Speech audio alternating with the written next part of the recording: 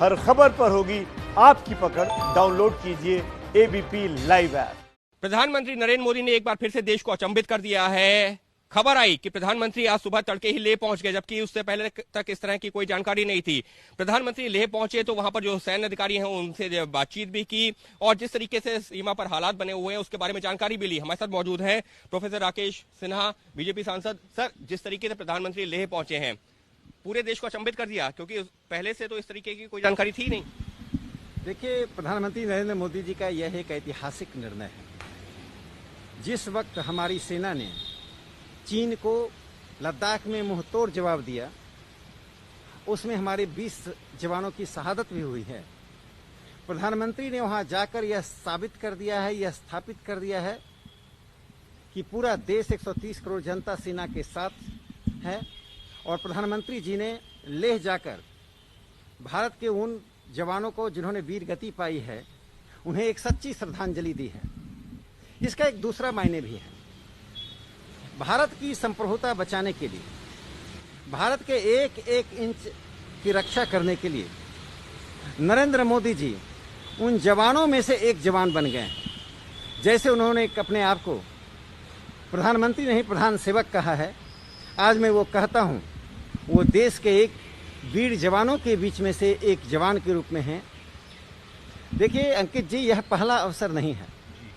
आपको याद होगा कि अक्टूबर 2019 में प्रधानमंत्री नरेंद्र मोदी जी कश्मीर में सैनिकों के साथ, हमारे वीर जवानों के साथ दिवाली मनाने गए थे। स्वतंत्र भारत के इतिहास में जिस प्रकार से सेना को मान मर्यादा और उनकी अपेक्षित सुविधाओं को दिया गया है, वह सिर्फ नरेंद्र मोदी जी को दृष्टि के कारण दिया गया है, जो जानते हैं कि भारत की सेना सरहद पर लड़ती है, लेकिन उसके पीछे 130 करोड़ जनता का साथ होना उसी तरह जरूरी है।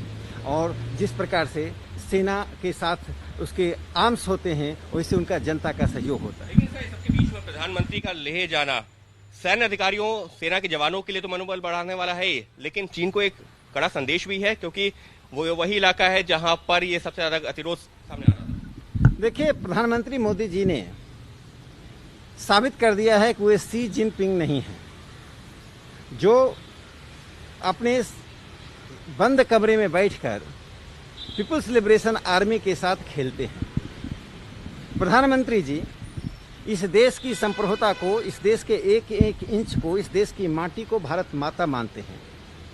जितना महत्व नई दिल्ली की भूमिका है, उतना ही महत्व हमारे लिए गलवान वैली का भी है। इससे प्रधानमंत्री जी उस जगह गए हैं जहां सामान्य मनुष्य को सांस लेना भी कठिन होता है।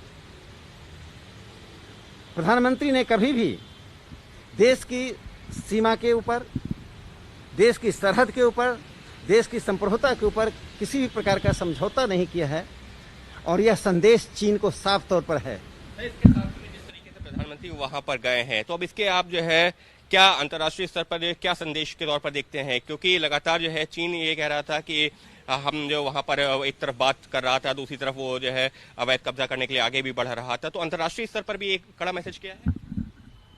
देखिए, चीन को एक संदेश गया है कि वह जो सीमा पर बार बार हरकतें करता है, उसके प्रति भारत सरकार पहले की तरह नहीं, अब नरेंद्र मोदी जी की सरकार के रूप में ना सिर्फ तत्पर है, ना सिर्फ सचेत है, बल्कि माकूल जवाब देने के लिए तैयार है। यदि चीन अपनी हरकत जारी रखा तो भारत ईंट का जवाब पत्थर से देना जानता है।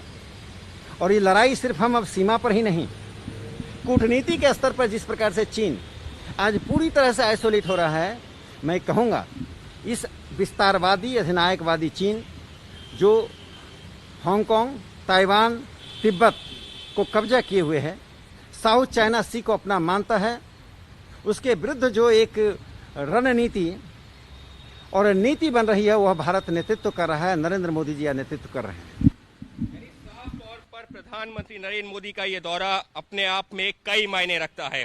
भारतीय सेना के जवानों का तो मनोबल बढ़ ही रहा है, लेकिन अंतर्राष्ट्रीय स्तर पर चीन को भी एक कड़ा संदेश मिल गया है कि देश का प्रधानमंत्री देश की सेना के साथ में खड़ा है, और अगर उसने देश की तरफ जो है इस तरीके से नजर उठाने की हिम्मत की तो उसको जवाब भी मिलेगा। और जवाब सिर्फ बॉर्डर एरिया पर ही नहीं बल्कि कूटनीतिक स्तर पर भी और उसके अलावा देश में जो जिस तरीके से व्यापार को लेकर के जो फैसले लिए जा रहे हैं वो भी उसी कड़ी का हिस्सा है। कैमरा पर्सन अजय तिवारी के साथ Ankit Gupta, ABP news, Delhi. ABP news आपको रखे आगे।